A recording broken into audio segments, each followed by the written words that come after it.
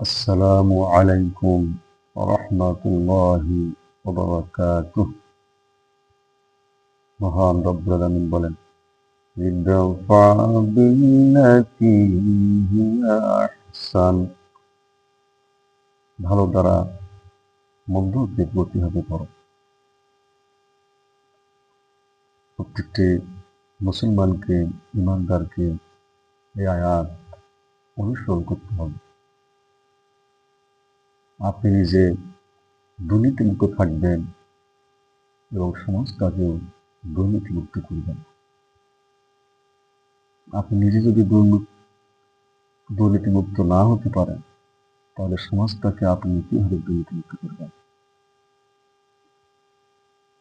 একটা মুমিনের, একটা মুসলমানের, একটা দলের, একটা সংগঠনের, একটা পার্টির সবসময়ই চিন্তা ভাবনা থাকা উচিত কিভাবে ব্যক্তি, পরিবারের, সমাজে, রাষ্ট্রে শান্তি আসে,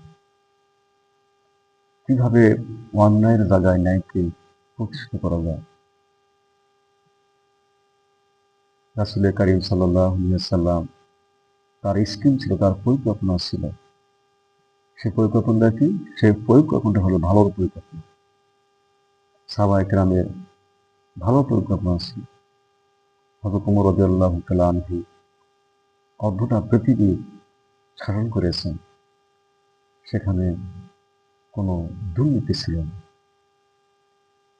তিনি নিজে জবাবদিহিমূলক জীবনযাপন করতেন। ইরাকের একটি রাস্তা মেরামত না করার কারণে সেখানে অশান্তি দেখা দিয়েছে। হযরত ওমর রাদিয়াল্লাহু তাআলা আনহু খেলাফতের ভারে, শাসনের ভারে তিনি কেঁদে ফেললেন।